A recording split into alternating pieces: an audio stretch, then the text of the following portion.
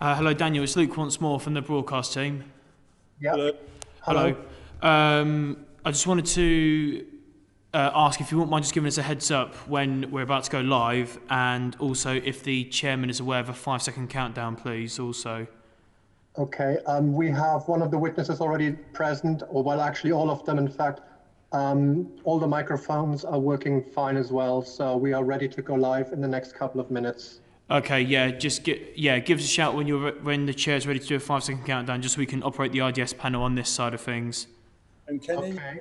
and Just can stand by, please. Yeah, can thanks. the staff bear in mind I'm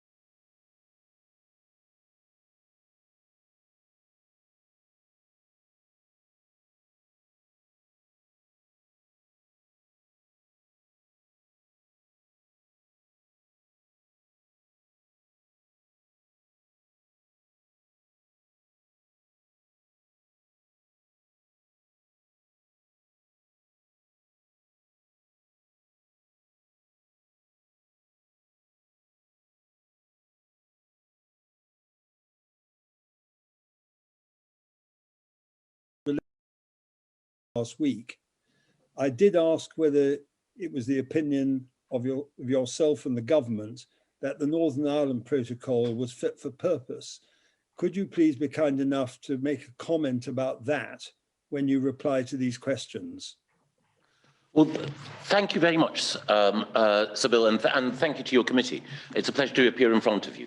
The first thing to say is that the principal means of coordinating efforts across government is through the XO committee. As your committee will be aware, the XO committee brings together different government departments currently under my chairmanship in order to make sure that we are implementing the TCA in all its particulars, and also that we're working with business and with civil society in order to make sure that people are aware of the changes that are required now that the transition period has ended and the TCA is in place, and are also aware of the opportunities that exist now that we're outside the European Union. It is the case, as you quite rightly point out, that Lord Frost, who of course so successfully led the negotiations, is leading a new unit in number 10, and the Cabinet Office team will be working alongside him, and we're considering how to modernise the Cabinet Office Secretariat in order to ensure that the roles that have been taken by Task Force Europe and the Transition Task Force in the past are properly integrated into that. Ultimate ministerial responsibility, of course, rests with the Prime Minister on a matter as important as this.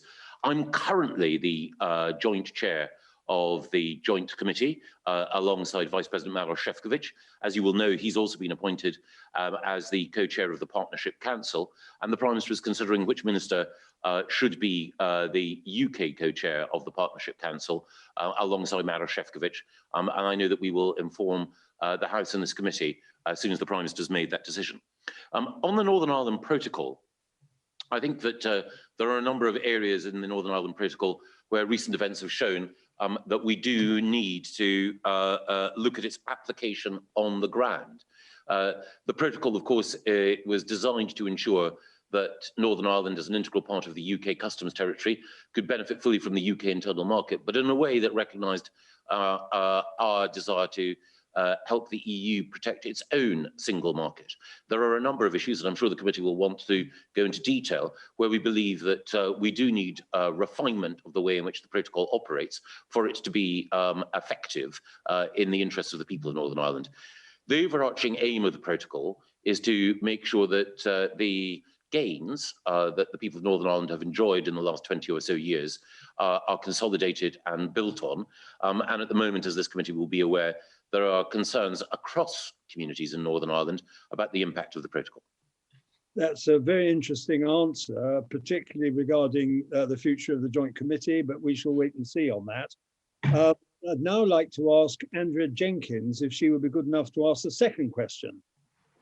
Thank you, Chairman, and thank you, Minister. Why didn't you share the details of the content of the Joint Committee's decisions and unilateral declarations relating to the protocol on Northern Ireland and Ireland with Parliament ahead of their adoption to allow a degree of scrutiny, please? Well, I think there are specific issues about the way in which the Joint Committee is set up. But of course, those who sit on the Joint Committee, which include, of course, all the member states of the European Union, also include the representatives of Northern Ireland. The Northern Ireland Executive are represented on it. But it is explicitly the Joint Committee, a creation of the withdrawal agreement. But I'll bring in Brendan Threlfall, who is the lead official in this area, who may be able to say a little bit more. Thank you, CDL. Yes, I think it's just worth clarifying that we did share the draft decisions and unilateral declarations with Parliament, and actually published them immediately after agreement between the Joint Committee co-chairs in early December, ahead of their formal adoption on the 17th of December. So those decisions and declarations were available to Parliament ahead of the Joint Committee, which formally agreed. The next question, Anne-Marie Morris, please.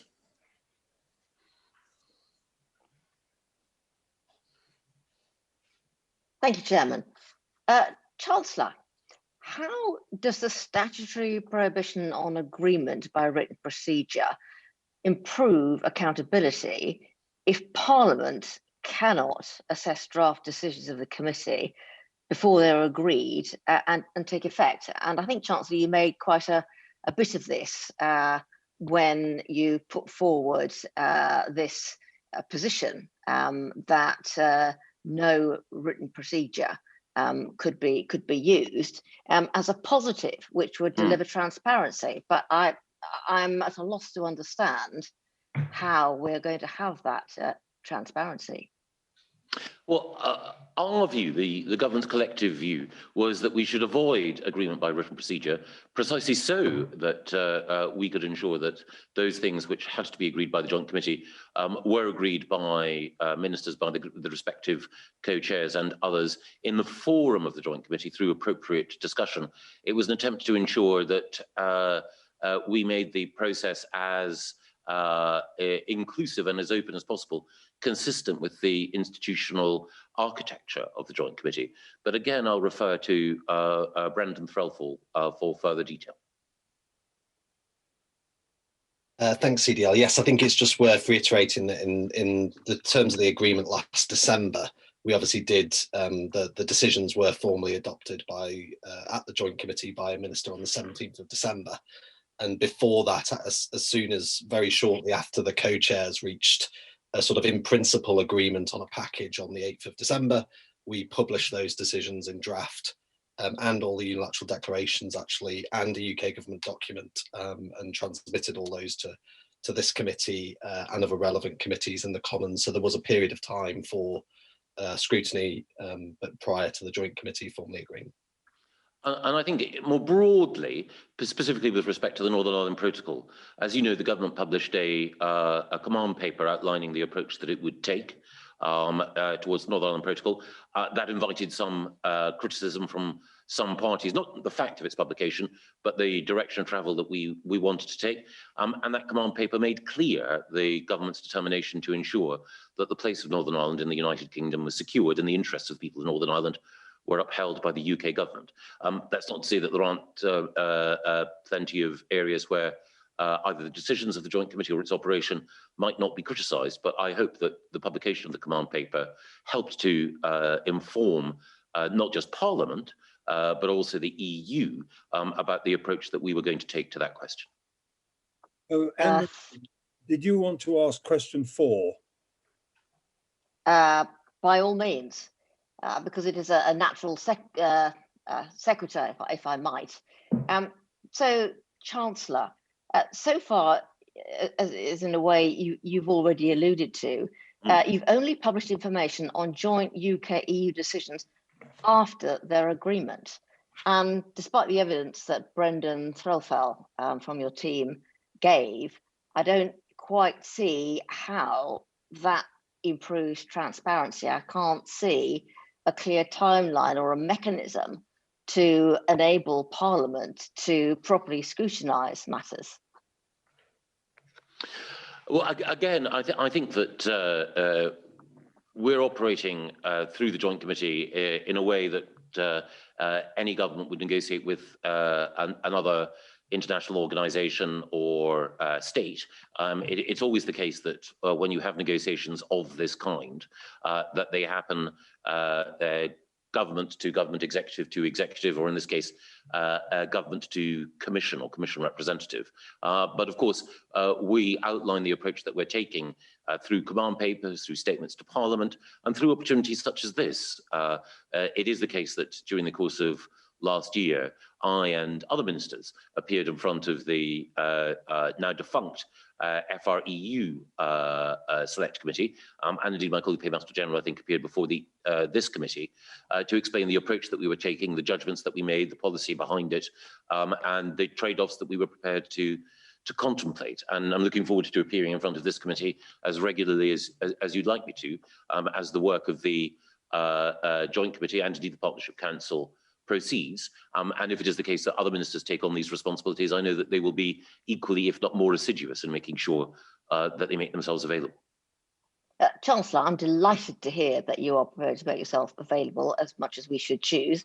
And I hope that you will, in the same spirit, how shall I put it, encourage other ministers to join that enthusiasm for joining us to discuss matters. But perhaps, Chancellor, I could pin you down, because it seems to me, despite your warm words, we're not getting much specificity as to what we're going to get when.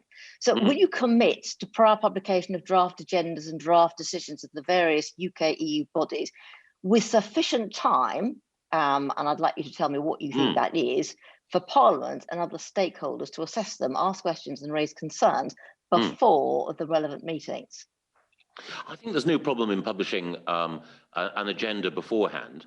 And I think one of the things that may be helpful, and this is an offer I make and other ministers may want to augment this, is to allow me to appear before this committee, or another minister to appear before this committee, before appropriate meetings of the Joint Committee or the Partnership Council.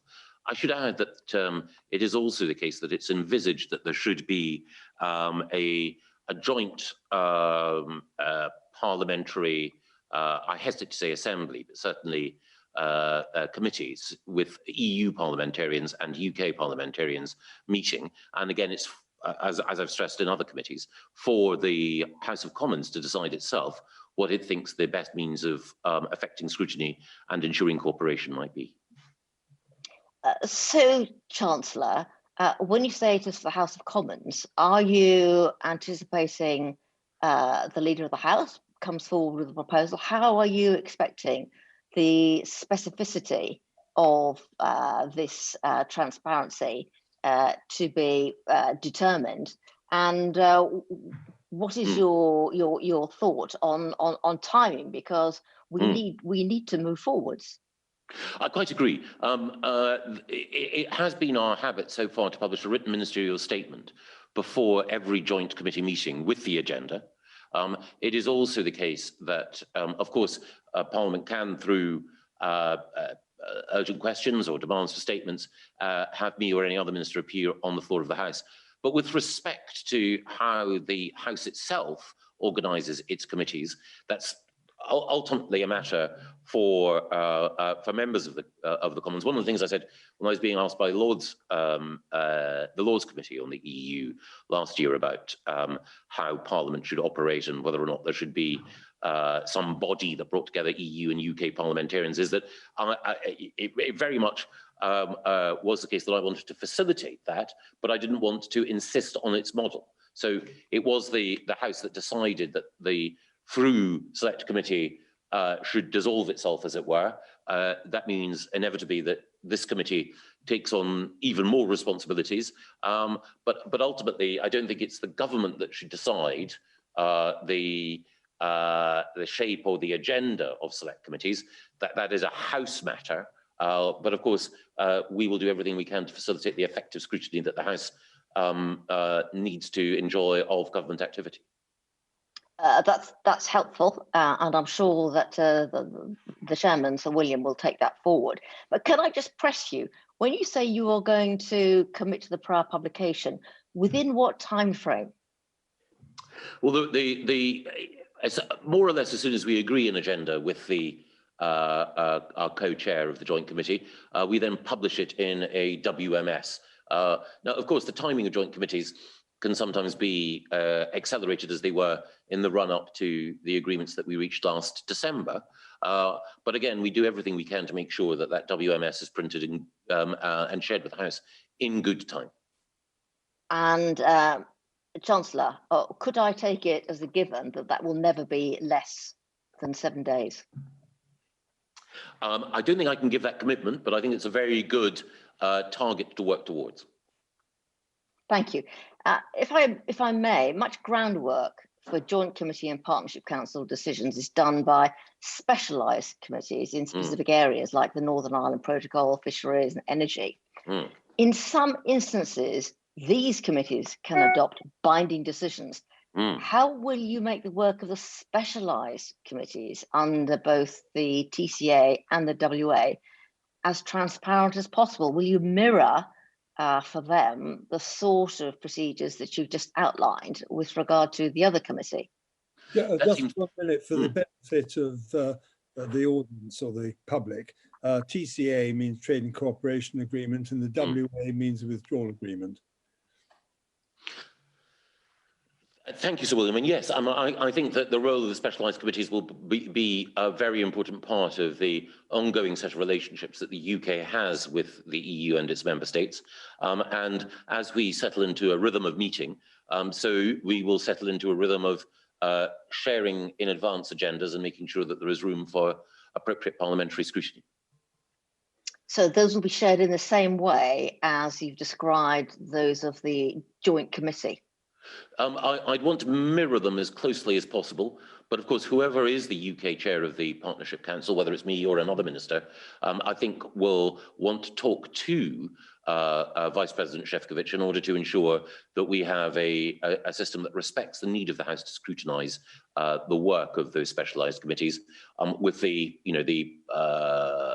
nature and the timing of their meeting. So, by its very nature, it is a joint body, but I think I can guarantee and underline that we will do everything possible to make sure that there is timely notification of the House and of this committee of the agenda, and an opportunity for any questioning and debate beforehand about what it is that we need to achieve in those committees. I'm delighted to have the guarantee, Chancellor, and I'm assuming it's taken as read that your commitment to endeavour to enable Parliament to have at least 7 days applies for these committees as much as it does to the Joint Committee. Yes, wherever possible. It will sometimes be the case, as recent events have shown, that actions may be taken by the EU that mean that we have to have meetings, whether of the specialised committees, the Joint Committee or Partnership Council, in very short order in order to deal with a fast-moving issue. And so, you know, it won't always be the case, but regular meetings of the specialised committees or the Joint Committee, when things are proceeding as smoothly as they should, then of course we will endeavour to share the agenda well in advance. Thank you, Chancellor. Sir William, over to you. Thank you very much. David Jones, would you like to ask the next question, please? Yes, thank you, Chairman. I'd like to ask a few questions about the events of the last week of January, which was when, of course, the European Union passed an implementing regulation which effectively prevented the export of vaccine from the EU to the United Kingdom, and also triggered the mechanism under Article 16 of the Northern Ireland Protocol, effectively doubling down on that and preventing the export of vaccine to Northern Ireland. You immediately raised your concerns with the European Union, at least fairly shortly afterwards. But what impact would you say that triggering of the Article 16 mechanism has had upon relations between the United Kingdom and the European Union, and indeed upon the stability of the protocol? Well, I think you're right, David, to light on this as an extremely important moment. And as I explained to the House of Commons last week, it was a moment when trust was eroded, when damage was done, and where movement is required in order to ensure that we have an appropriate reset. The first thing to say, as I think this committee knows, but I think it's just worth placing on the record, is that ordinarily Article 16 should only be invoked after notice has been given and after a means of resolution of the issue at hand has been found through the Joint Committee. And it's meant to take 30 days in order to try to find a resolution. It was the case, as you know, that the written procedure, the Commission document was published without adequate notice, without any real notice actually being given either to the UK government or, to that matter, to the Irish government, even though manifestly Ireland is a member state. So not only was it the case that the EU's own procedures were set aside, but the EU's own members were written roughshod over. And more than that, Article 16 exists in order to protect the people of Northern Ireland. It is not there in order to make sure that the EU's own vaccine procurement programme can be salvaged in whatever way by taking this sort of action. That is completely inappropriate. I spelt that out to colleagues in the European Commission. To be fair to the European Commission, that evening they changed their approach, but it is still of concern that as things stand, the EU reserve the right potentially to return to Article 16 in this area. As things stand, that regulation is still in place in its current form. And I think there needs to be a realization on all sides that this isn't just some arcane bit of, diplomatic procedure. This has real consequences on the ground. People in Northern Ireland have made their views clear about the way in which the protocol is affecting their daily lives. My aim is to ensure that the people of Northern Ireland have their daily lives and livelihoods protected. And that is why I believe that we need that reset, which I alluded to. Yes, would it be fair to say, therefore, that the triggering of the Article 16 procedure has had a significantly damaging effect upon EU-UK relations? Well, I think it's had a damaging effect in Northern Ireland. I think with respect to UK-EU relations, one of the things that I try to do is to make sure that we can maintain civil, cordial and constructive relationships with the EU, with the Commission and with those who are our interlocutors. My principal concern is that people in Northern Ireland saw that something which is designed for their benefit was being used, or potentially being used, I should say, against their interests. And that is the profound problem. The UK government wants to ensure that the protocol works in the interests of the people of Northern Ireland. There are specific issues that relate to the free movement of goods within the United Kingdom that the protocol bears on. And my principal concern is resolving these issues on the ground in the interests of the people of Northern Ireland, and that's what I hope we can all focus on. Yes, in your letter to Mr. Šefčovič, you said across all political parties, civic society and business organisations in Northern Ireland, there was a sense of shock and anger. And you've actually expanded upon that point in your answer just now. What are you doing to try to allay the concerns of the people of Northern Ireland and businesses and civic society there? Because I would have thought that, as you pointed out in your letter to the Commissioner, they must be extremely concerned, not only as to the stability of the protocol, but also indeed as to its impact upon the Belfast Good Friday Agreement. You are absolutely right. In the run-up to the end of the transition period and thereafter, I and other government departments have been constantly in touch with businesses in Northern Ireland and with political representatives in Northern Ireland in order to ensure the smoothest possible operation of the protocol and the lightest possible impact on their lives and livelihoods. Businesses, individuals and political representatives in Northern Ireland have brought to our attention issues large and small, which require to be resolved. These are all issues which I believe can be resolved pragmatically, and we have shared that analysis with the Commission. To take a case in point, it does not threaten, I believe, the integrity of the EU single market to have bulbs ordered from a wholesaler in Scotland or England, which will then be planted in a garden in Belfast or Ballymena. We need to be pragmatic and practical about this. And one of the points that I've made is that if people put a particular type of integrationist theology ahead of the interests of the people of Northern Ireland, they are not serving the cause of peace and progress in Northern Ireland, and that is my principal and overriding concern.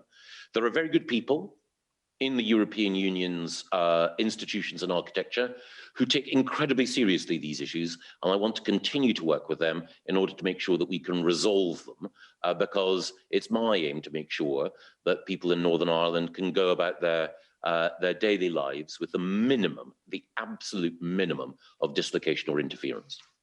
Well, there may well be people in the EU who take these matters very seriously, but quite clearly there are also a large number of people who are involved in the drawing up of this regulation that were not taking it so seriously. You've made the point that Annex 7 actually sets out a pretty high bar before the procedure is triggered. Why would you say the EU was so quick off the mark, so trigger happy to actually initiate this process without going through the very detailed requirements of Annex 7? Well, again, I can only speculate, but I think I'd say two things. The first is that the speed with which some in the Commission acted took others, others in the Commission, and of course others, not least in Ireland, by surprise. And again, one of the things that I think, if I may say so, that the Commission probably owes its member states is a fuller explanation of why it acted in the way that it did.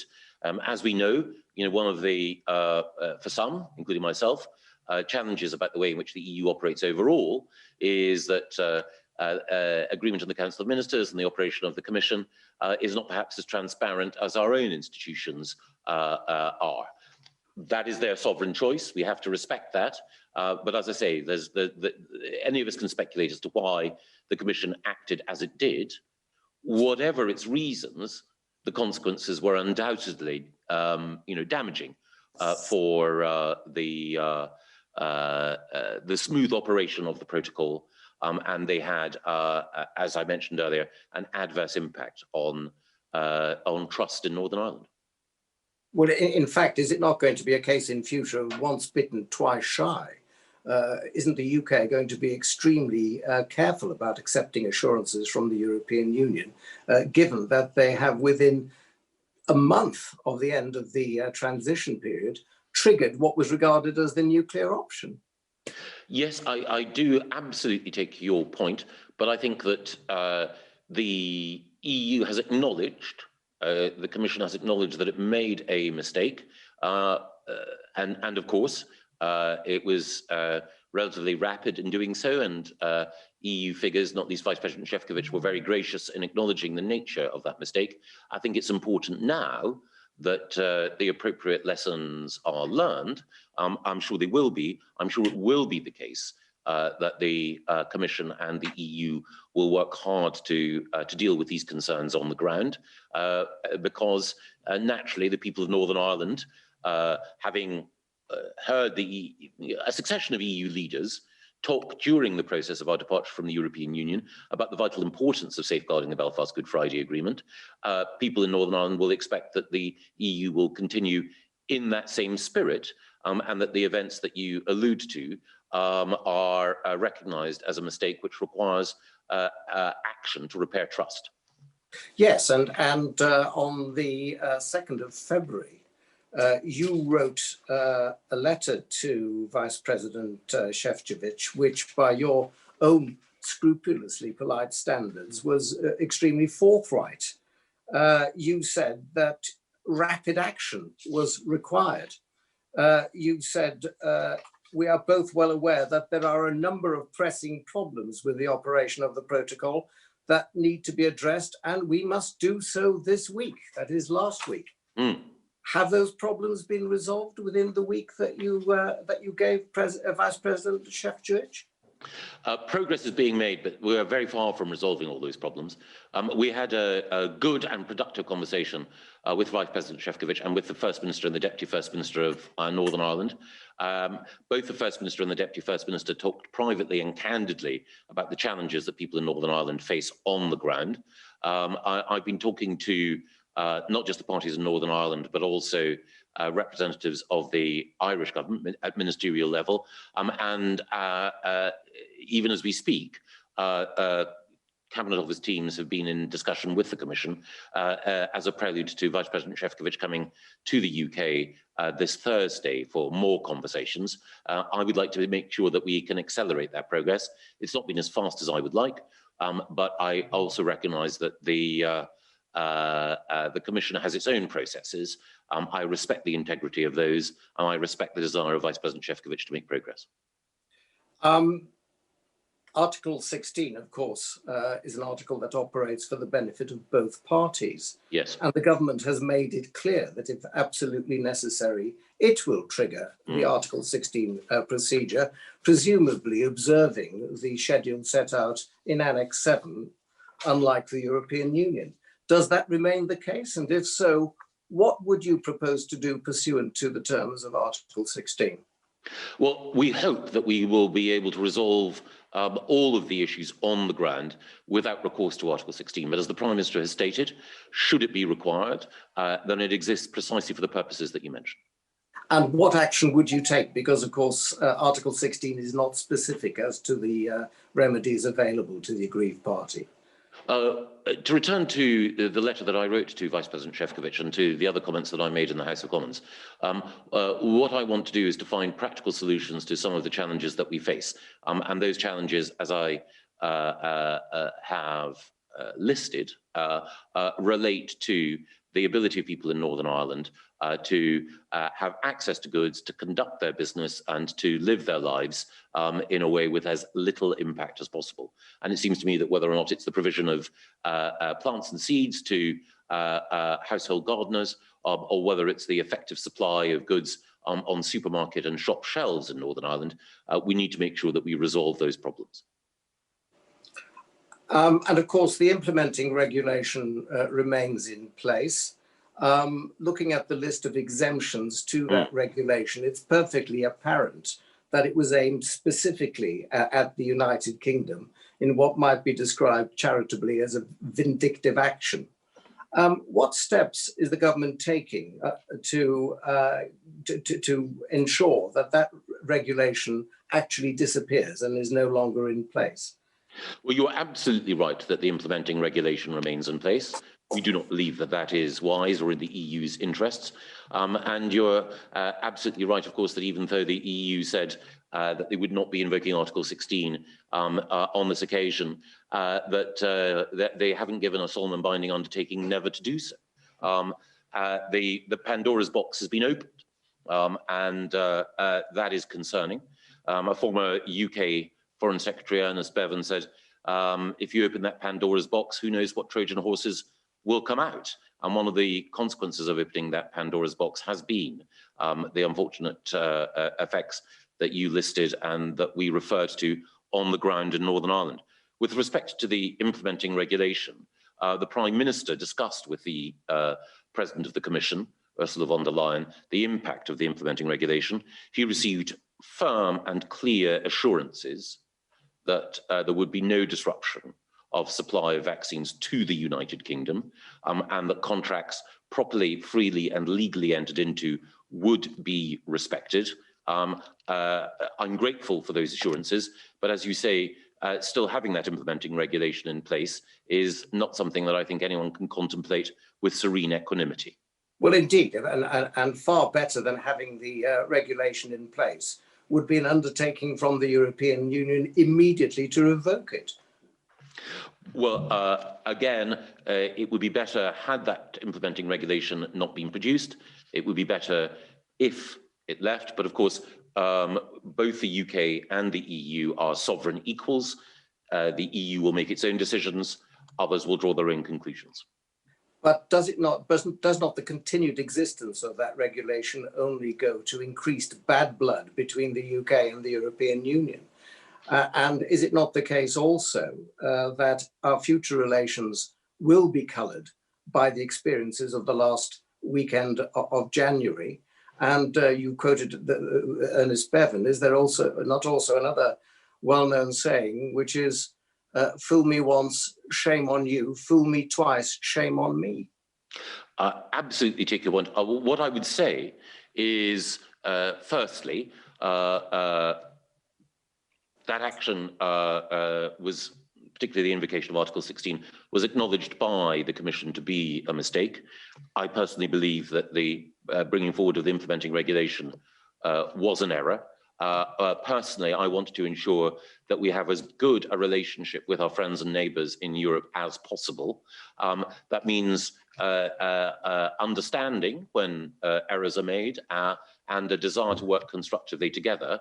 But I think you are right that it is important that the nature of this error is well understood and the feelings of people in the United Kingdom and Northern Ireland are well understood, and that part of my role is calmly but firmly to spell out what the consequences of these actions are, and to allow our friends in Europe to reflect on that. But taking a couple of steps back, I hope you can see how much I deprecate the implementing regulation having been produced, but I also do believe that there are good reasons for us to want a good, strong trading and friendship relationship with our friends in Europe.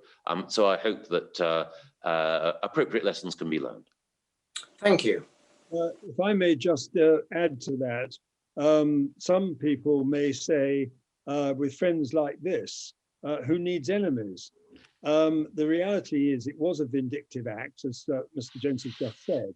And I did ask you last week if you would raise the question of revoking the regulation with Mr. Šefčovič the day after the session in the House of Commons. Did you ask him, and what was his response?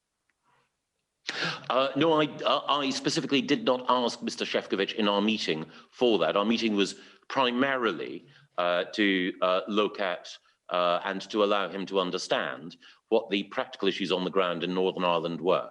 So we had, I think, around 45 minutes of conversation, but I will have the opportunity to go into greater detail with Vice President Šefčovič during the course of our meeting later this week. It's also a case, of course, that the Prime Minister made very clear, again in a private conversation with President von der Leyen, how one felt, how we felt about that decision. But the broader thing again is, maybe I'm sure that some people in the Commission wouldn't agree with this, but maybe I'm a bit, what's the word? Over optimistic. I think it is possible for lessons to be learned and for relationships to be put on a better footing for the future. I very, very much want us to see us having a good and cordial and constructive relationship with the European Union and its member states. So, as I say, appropriate lessons can be learned. But I think it's also important that we look to see how the damage that was done can be repaired. So it's important that actions are taken rapidly, but I think it's also important that for someone in my position and of my persuasion, that we show understanding as well as firmness.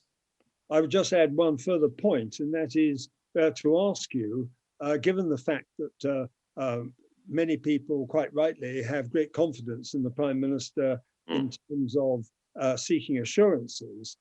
The reality is that when it comes to a regulation in the hands of the European Commission, which they've made themselves quite deliberately, some may think that you're being rather generous to them, and that in fact it would be a good idea for you to ask them to revoke the regulation when you see the said Maros Šefčovič at the end of this week or in the beginning of next week. Would you like to do that? Would you be prepared to do it? I'll certainly ask the Prime Minister what the right approach is, certainly given the strong views expressed by members of this committee. And I will also, and I don't mean this in anything other than a sincere way, I'll also be glad to communicate to the Commission that members of this committee think that I'm a bit of a softie when it comes to dealing with the EU. That's very kind of you. Richard Drax, please. Thank you, Chairman, and good afternoon, Chancellor, and to your colleagues. Before I move on to Northern Ireland Protocol and lawmaking, can I just ask you, Chancellor, do you think the protocol is working? Do you think it's fit for purpose for the next 5, 10, 20 years? It's not working at the moment. It can be made to work. The ultimate decision on whether or not it survives is with the people of Northern Ireland. And can you explain further for our listeners what that exactly means? Yes, I think that as my letter to Maros Šefčovič pointed out, and as to be fair, lots of media commentary has pointed out, there are disruptions and difficulties faced by Northern Ireland citizens in their daily lives that need to be resolved.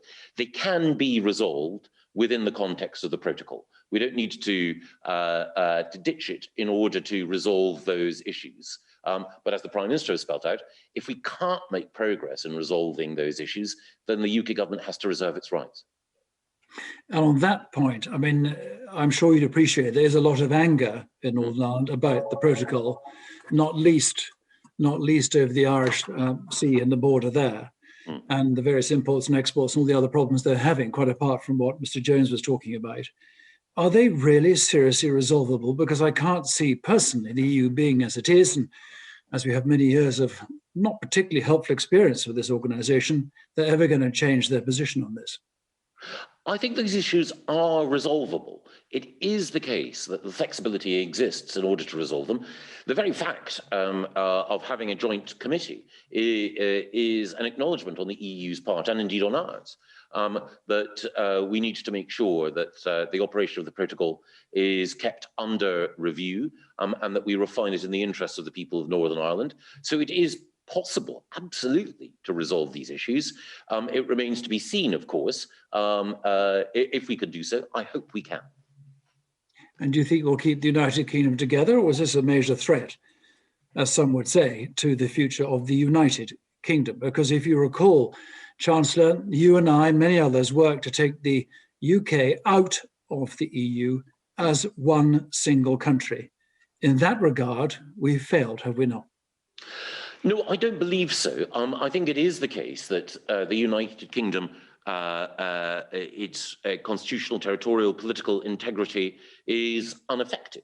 I think it is the case that that Northern Ireland remains firmly, and the protocol underlines this, within the customs territory of the UK. There are UK laws and UK institutions which are responsible for the welfare of and the protection of the citizens of Northern Ireland. An approach was taken in the run-up to the conclusion of the withdrawal agreement that the UK would seek, using its own institutions and processes, to play its part in helping to safeguard the EU's single market, because Northern Ireland was the one part of the UK with a land border. So our approach has always been to be generous and thoughtful in making sure that we can be good neighbours consistent with our own territorial integrity. But as you quite rightly point out, people in Northern Ireland want to see the UK government resolving these issues. They want, first of all, to see them resolved in partnership with the EU, but they want to see them resolved. Moving on now to, as I said, to the law. At what stage in its lawmaking progress would you expect the EU to inform the UK of any forthcoming legislation that it might consider to be within the scope of the protocol? Well, I would expect that anything to do with the protocol should be resolved through the Joint Committee, and that goes back to David Jones's excellent point about the operation of the protocol. If there are issues, they should be resolved through the Joint Committee. The Joint Committee exists because inevitably there will be issues which require to be resolved, and there is a means for doing so. And you know, the principle is that the Joint Committee looks at these issues, that time is taken to seek to resolve them, and it's only if they can't be resolved in the Joint Committee or through conversation that other steps can be contemplated by either side. So in regard to how will the government monitor, assess and seek to influence such legislation, your answer would be through the Joint Committee? Yes. Now, the Joint Committees already, of which you're a part, went away and came back with a law none of us have heard of, nor did we take part in. What do you reckon, or how do you see the future, the transparency of this committee? Well, I think every aspect of what the Joint Committee agrees, as I mentioned earlier, the agenda is shared with Parliament, and of course Parliament can choose. Parliament retains the sovereign right, and indeed Sir Bill's amendment to the legislation taking us out of the EU reaffirmed that sovereign right to legislate in our own interests when we consider that to be appropriate. You know, that ultimate power is there. The debate surrounding the United Kingdom Internal Market Bill reinforced that. You know, wherever possible, we want to achieve things through agreement, but the UK Parliament is sovereign. That was a consequence of our withdrawal from the EU, and it remains so. What role does the UK mission to the European Union have in advancing the UK's interests in respect of draft law applicable under the Northern Ireland Protocol? Well, the UK mission is led by an excellent diplomat, Lindsay Crossdale-Appleby, who was one of David Frost's deputies in negotiating the trade and cooperation agreement. And the mission there and the skilled team there do their very best in order to ensure that UK interests are well understood by the Commission and by other EU institutions. I should say that I might ask my colleague Jess Glover just to say a little bit more about how the UK mission operates in order to safeguard our interests. Thank you very much, CDL. So, as you say, Lindsay, who has very long experience working on EU matters and most recently was involved in supporting David Frost on the negotiations, is now head of our mission there. He is firmly established in Brussels and he is working tirelessly day in, day out to make sure that we have in place the relationships that we will need as non-EU members to understand what is happening in the EU, to follow what is happening in the EU, and to understand what may or may not relate to the UK's interests as far as the EU's plans are developed. Of course, we also have a very, very well-established network of FCDO posts across the EU 27 member states, whose job it also is to understand what those member states are up to, if you like, in terms of developments within the EU, and that is another way to sort of track and follow what is going on there. Thank you. And finally, for me, what will the respective roles of the UK government and the Northern Ireland Executive be, particularly where a draft EU legislative act applicable under the protocol concerns matters of both reserved and devolved competence? Well, it is the case, as the committee knows, that it's up to the Northern Ireland Executive when new legislation comes forward to take its own view, but we work with the Northern Ireland Executive to make sure that, as you quite rightly point out, whether matters are devolved or reserved, that we can have an accepted common position. But again, I might ask Brendan Threlfall just to say a little bit more about the role of the NIE in this matter. Brendan. Thanks, CDL. Yes, I think in areas where there's a mixture of reserved and devolved competence, that generally is can be handled in different ways. Sometimes we would take the relevant statutory instrument through Westminster. In other occasions, the Assembly is able to legislate even where there are reserved issues, and the Northern Ireland Act allows the Assembly to legislate with the Secretary of State's consent. So there are different mechanisms for doing that, and certainly in relation to any relevant legislation we were aware of, we would engage very closely with the executive. The executive attends specialised committee meetings at official level and also attends joint committee meetings at ministerial level as well on the protocols. So it's very closely plugged into the structures. Thank you very much. Chairman. Yes, Anne-Marie Morris again, please, on the next question. Thank you, Chairman. Chancellor, you've already explained to us that it is the Prime Minister who will ultimately decide who is going to be our representative on the Partnership Council. Now, you'll appreciate that until that appointment is made, the Council can't meet. And that seems to me to be a very unhappy state of affairs. So what's stopping the Prime Minister making that appointment? Is it going to be you? Nothing is stopping the Prime Minister making that appointment. It's his decision, and whatever decision the Prime Minister makes will always be the right one. So, Chancellor, you have not been approached with regard to your willingness to take this role? I will always do whatever the Prime Minister asks me to, but it is the case that it's his decision. The chair of the, or the co-chair, has to be a minister, but it can be any minister, and there are many other very, very skilled ministers who could do the job significantly better than I could. So, Chancellor, you say that there is nothing stopping the Prime Minister making his decision and making this announcement. But you've not really explained why, nor when we can have an answer. It seems to me, if there's nothing stopping him, we should have the answer tomorrow, surely. Well, it is above my pay grade. The Prime Minister makes decisions. I do what he tells me to. It's not the other way around. I think from that, Chancellor, this is still a question which remains unanswered, which is a shame. Indeed. But it's the Prime Minister's prerogative, and quite right too. And I've no doubt the Prime Minister will be extremely robust. Regarding the next question, Alan Dorrans, please. Thank you, Chair. Chancellor, The Trade and Cooperation Agreement will cease to apply on 28th of February if the EU has not completed its ratification procedures by that date. Do you expect the EU to request an extension, and would the government support such an extension, and for how long? No, I don't believe the EU will request an extension. And if they do?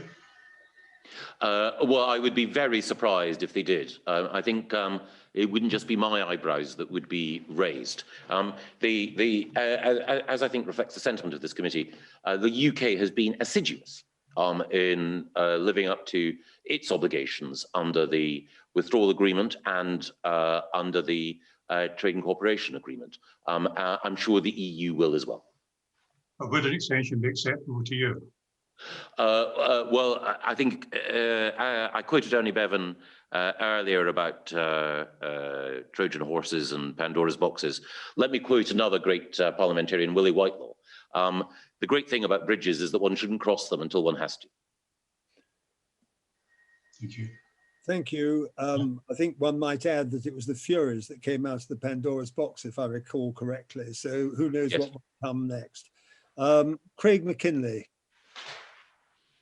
Thank you, Chairman. Chancellor, if we can just have a little bit of a discussion on the UK trader scheme.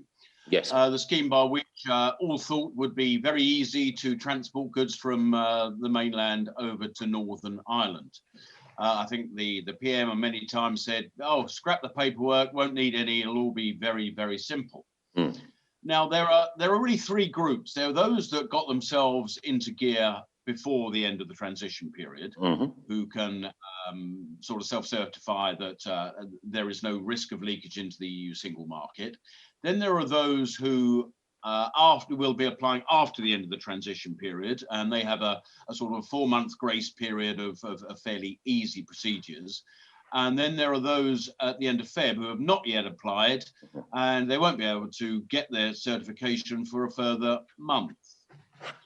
Now, what are the sort of numbers involved? I would have thought you'll have a different stratification of the big boys who keep themselves abreast of all these things, and those smaller and occasional traders who may not quite have got themselves into gear yet. Have you got any feel for those numbers just yet? I do, but a person who's got a much greater command of them is my colleague Emma Churchill, who's been involved in setting up the Trader Support Service. I think it's the case that it's more than 11,000 businesses who are registered with it. But I'll hand over to Emma and Jess in a second. One thing I should say, though, is that there has been some speculation in the media over the weekend. I understand it was in the Observer newspaper about trade flows more broadly with the European Union. And there was a suggestion that somehow exports had fallen by 68%. I'm afraid that figure was erroneous, and it was based on a partial survey. Truer figures were published on the Cabinet Office website, and indeed the Port of Dover today has confirmed that the level of traffic is north of 90% of what one would expect at this time of year, even though, of course, traders have to take COVID tests. I think it's important to put that in context, because you are right. There are issues which traders face, both in exporting to the EU and also in moving goods within the United Kingdom. But that contextualization is important. But I'll hand over to Emma and Jess to say a little bit more about the specific question, because I think that your division into three is absolutely right. Emma. Thank you. I'll just say something possibly in addition to what you just said about GB-EU flows, and then I'll let Jess come back with some of the specifics on Northern Ireland businesses and GB businesses trading into Northern Ireland. So that's right, CDL, in spite of some of the reports that have been in the media, in fact, trade flows have held up exceptionally well since the end of the transition period. They were low at the beginning of January, but they have been increasing very significantly. For February to date, indeed, total outbound across all our ports, 98% of the equivalent last year, and for inbound, 99% of the equivalent. last year. So those trade flows in general, although I think the categories that you set out in terms of businesses who are fully prepared for the end of the transition period and businesses who are just now preparing and therefore starting to trade apply actually equally across GB-EU trade as well as specifically trade into Northern Ireland. It is important to say that those trade flows are absolutely at their normal levels as we start February. So reports to the contrary are incorrect, but I will let Jess give you some specific figures in relation to Northern Ireland business. Thank you, Emma. I mean, I think that the categories that the member of the committee outlines in terms of those who were ready, those who are now getting ready, those who've still got a bit of a job to do to be ready, I mean, it's sort of absolutely right. And the government is doing everything it can to support businesses in getting up the learning curve as quickly as possible. For example, CDL has a weekly meeting called the Brexit Business Task Force, which is designed to engage businesses on these very questions of how to get ready for the new arrangements with the EU. And there are multiple helplines. There's a gov.uk service where you can sign up and register yourself and then get alerts for anything that affects you. There's all sorts of things in place. Specifically regarding GB to NI trade movements, we now have over 25,000 businesses registered for the Trader Support Scheme. When we were preparing this scheme in the autumn, our ambition was to have 12,000 registered.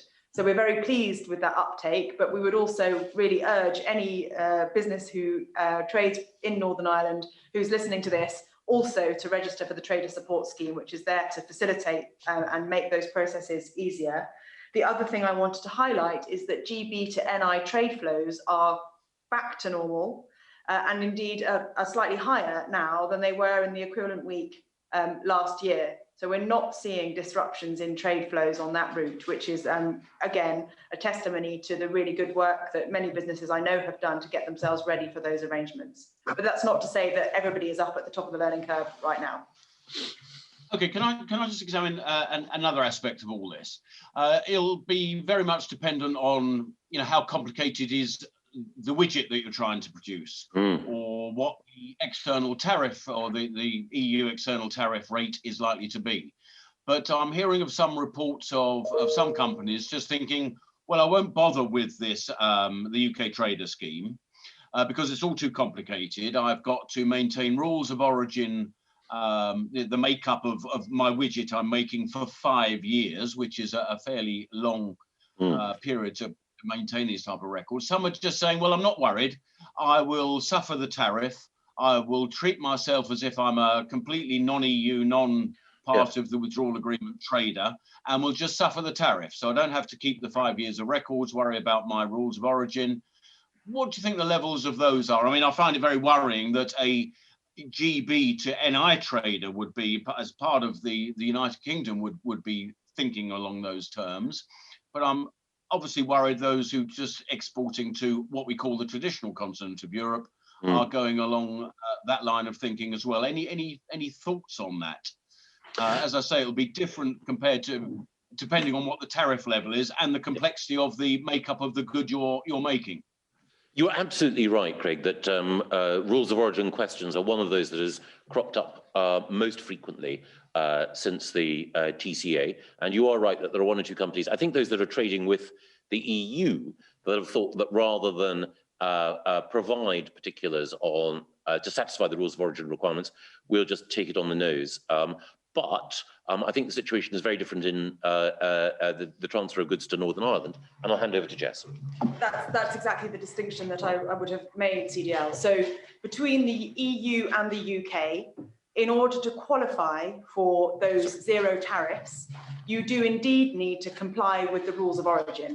Now, that is a new bit of process that companies are having to get used to, but it is there for a reason, which is to protect the EU and UK companies from, for example, imports from other countries that are not part of that agreement coming through and benefiting from those zero tariffs when they shouldn't and oughtn't to. So cheap products from another country further away benefiting from those zero tariffs when they're not actually eligible. So it's to stop other goods from other countries pretending to come from the UK or the EU. Lots of stories, I think they are true from what I've read, about supermarkets being concerned about these derogations, these short-term derogations, particularly on meat products. Let's talk about pork pies and Scotch eggs. Very much part of UK fare. They're concerned about the end of this transitional period. What is going to happen? I know you wrote last week as part of your letter to Šefčovič that these things should be extended for a further couple of years. I'm not entirely sure that putting off inevitables is always a great solution. But where is all this going to settle? Because the alternative will be that the Sainsbury's and Morrisons in Northern Ireland will have to be perhaps looking to source their products from the Republic because it's just all that much easier. It's always been a stuff of madness to me. I don't believe there are Sainsbury's stores in the Republic. So when you've got something badged Sainsbury's in Northern Ireland that's come from the mainland, the prospect of leakage seems very low. And I would have thought that is what trading standards officers are there for in no matter what part of the EU, whether it be the Republic or France. Some very good points there. The first thing I should say, only half in jest, is that I have to be careful talking about Scotch eggs because I often get into trouble when dilating on that particular subject. But the serious point that you raise is twofold. One, there are restrictions, P&R restrictions on chilled meat entering the EU single market. We have a derogation or a grace period for a while in Northern Ireland, but we do need to get to a more stable solution. You're absolutely right. Then there is a separate but related issue about supermarkets in particular and other traders and their capacity to make sure that they're ready to meet EHC requirements. It is the case that supermarkets, with the help of the Trader Support Service and outside expertise like that provided by Mr. Shankasingham, are moving quickly to integrate that into their systems so that there's no problem getting the goods that folk enjoy in Northern Ireland from the UK.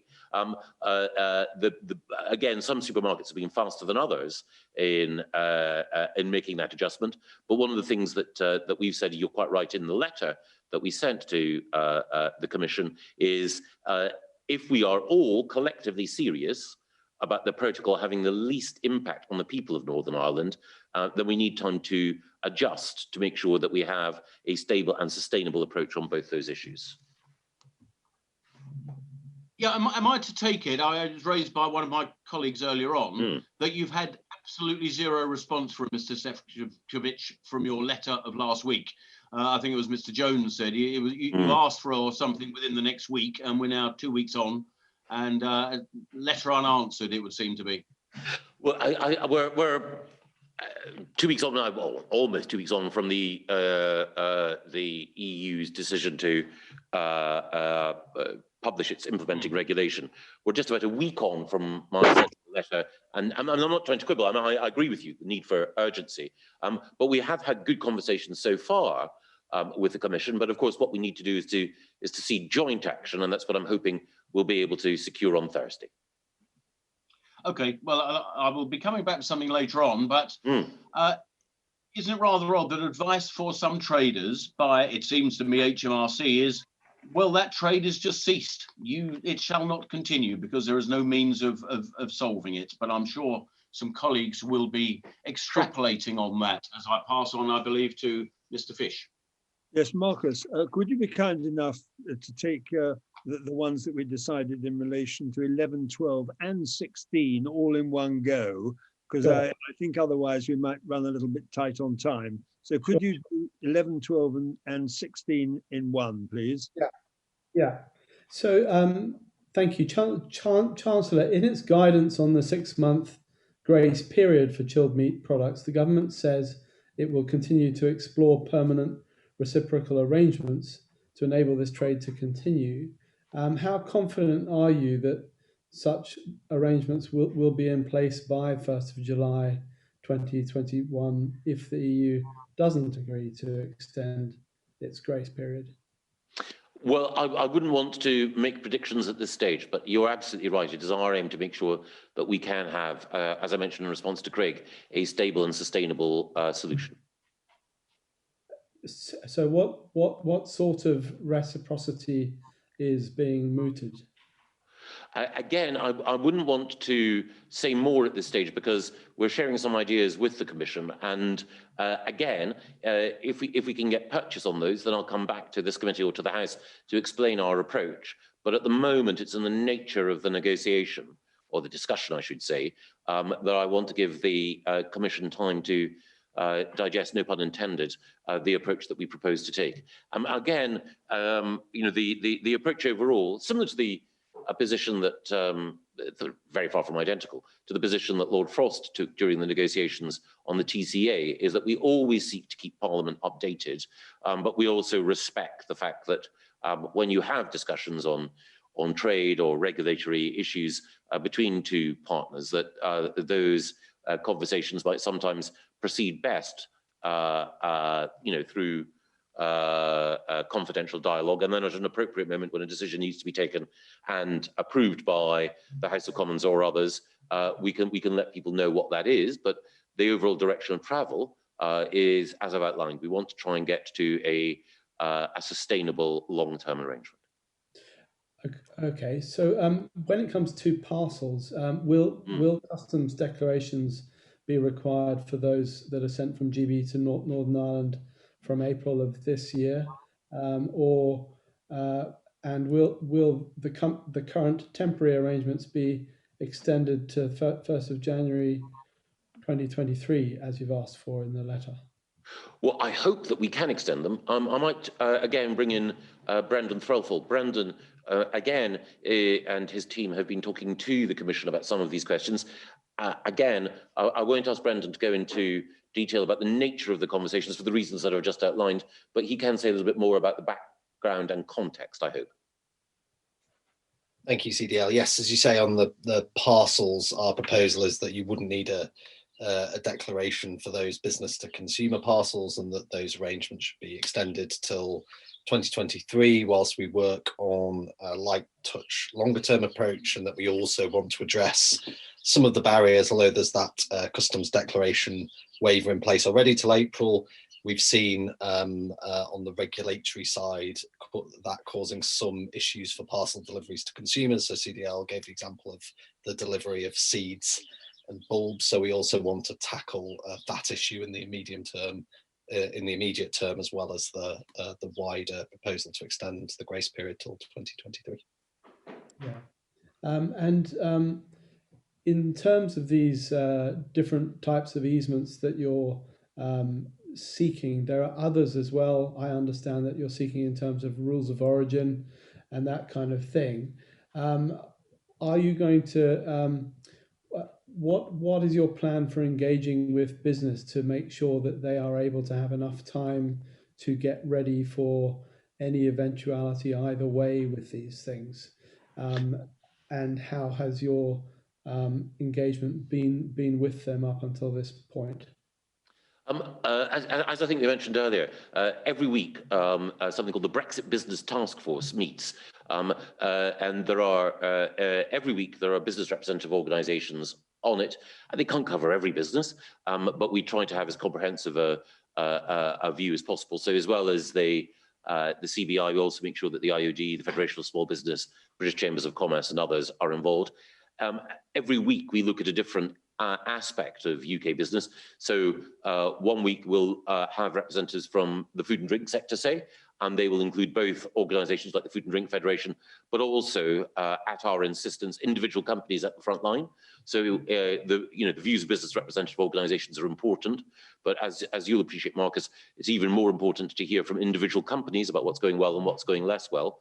And we also look at it on a geographical basis as well. So we've had businesses from Northern Ireland in one meeting, Scotland in another, Wales last week. We're looking at creative industries this week. And it's also the case that there's a Northern Ireland Business Council, which the Secretary of State for Northern Ireland talks to. But one of the points that I think was well made and well understood by this committee is that while lots of Northern Ireland businesses were ready for the protocol, not every business in Great Britain was as ready as it might have been. No one to blame but me for that, but that's something that we're acting on now. Right. And in those discussions, have you had any feedback from business on the implications for their trade with Northern Ireland and Northern Ireland's trade with GB? Yes.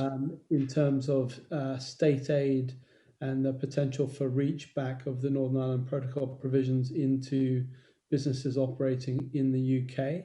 Because it seems to me that this is another area where perhaps the EU may now be taking a different approach in their current declarations of what their agreements with you in the Joint Committee in the past mean.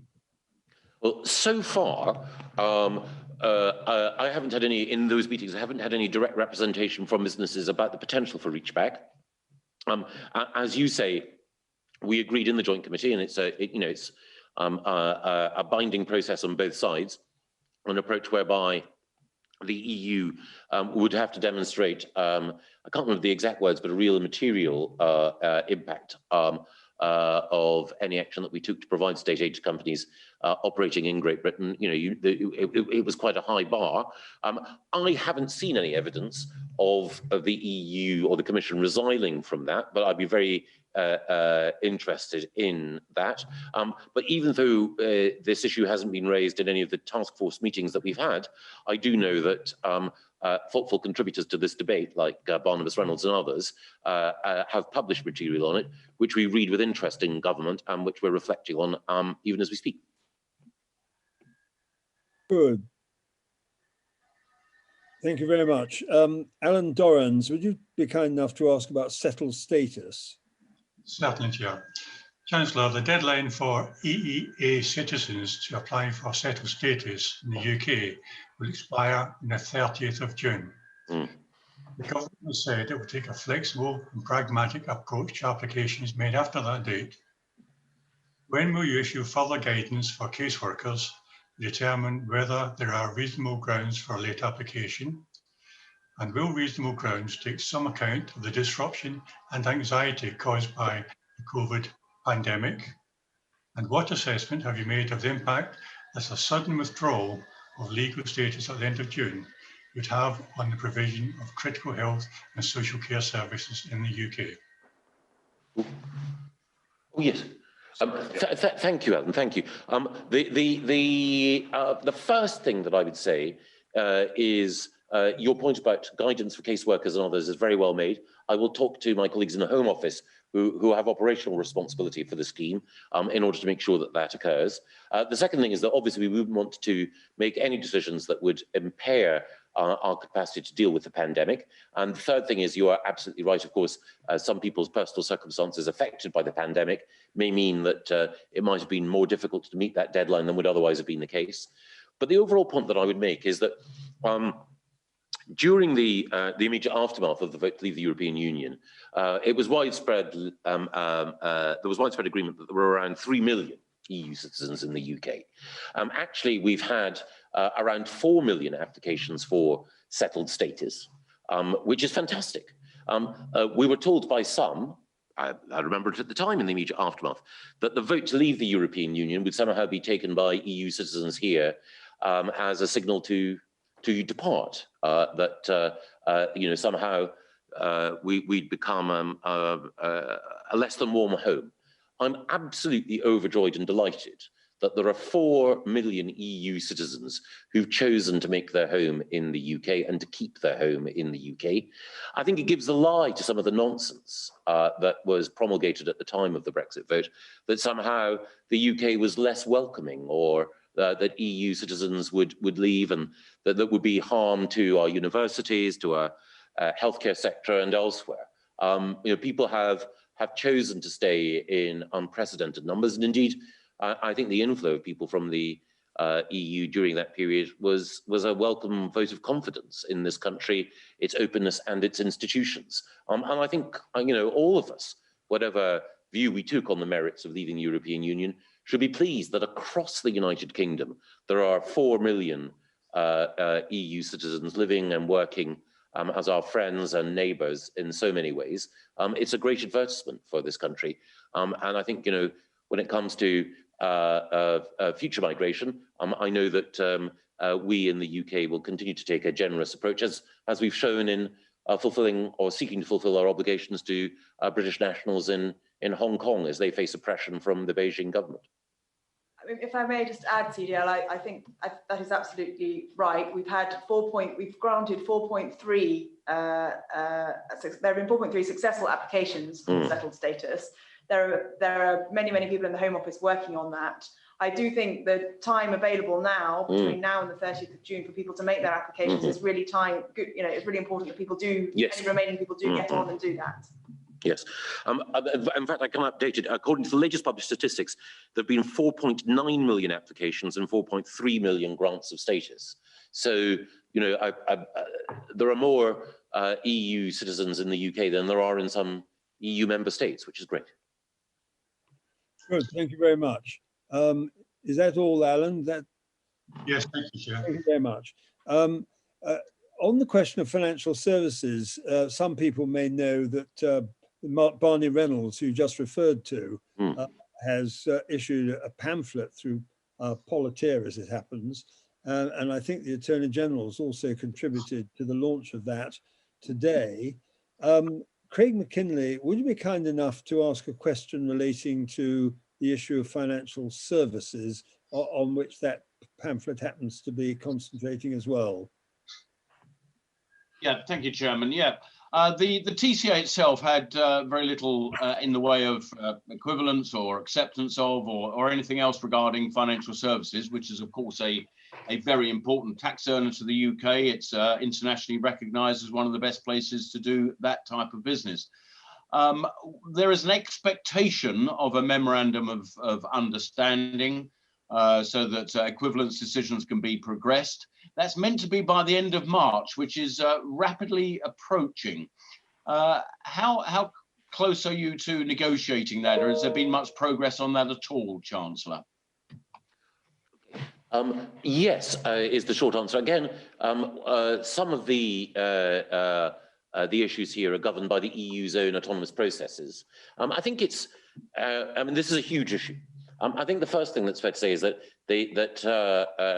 when it comes to the health of London as and indeed the UK overall as a financial services centre, some of the things that originally some argued that we needed to maintain passporting and so on are, nice to haves, but not integral, not absolutely integral to the success of financial services. What's truly integral to the success of financial services are the quality of the investment over many years in high quality talent, in the rule of law, in associated business services, and those are advantages that aren't eroded. It's also the case that outside the European Union, as the Chancellor has said, Chancellor of the Exchequer has said, there are a number of things that we can do in order to regulate better and to make listing easier. But one thing I should also say is that I've just had a note. I'm 5 minutes late. I fear for an interministerial group meeting.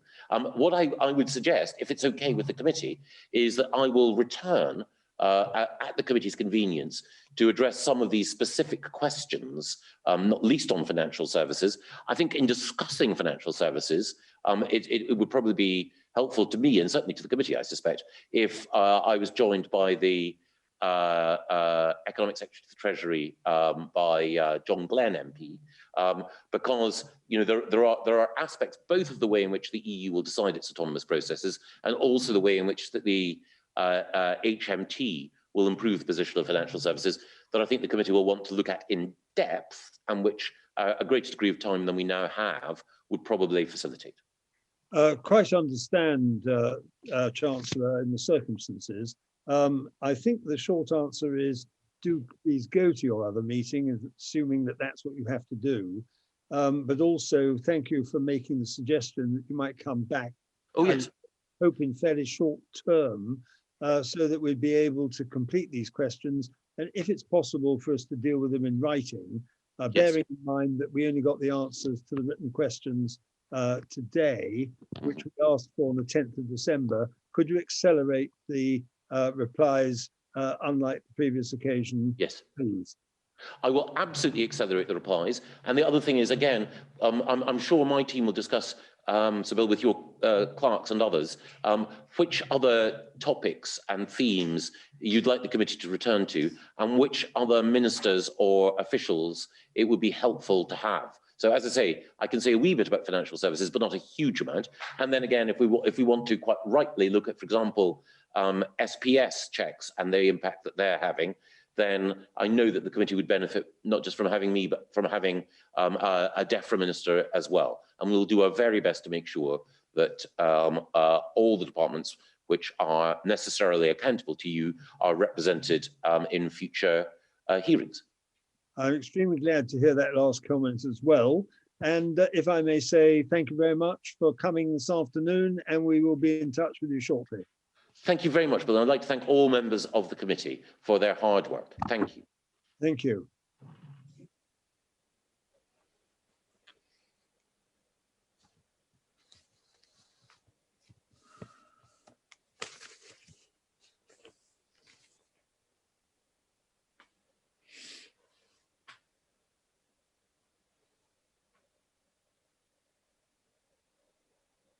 Are we now together without the CDL? Jessica?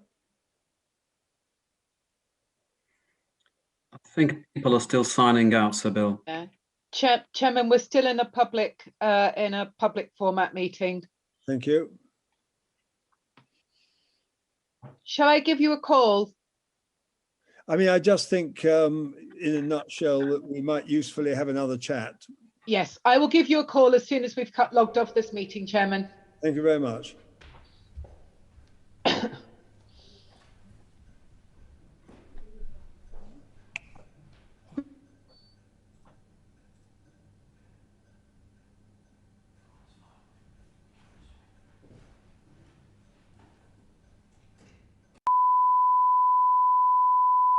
Committee Room 8, sound.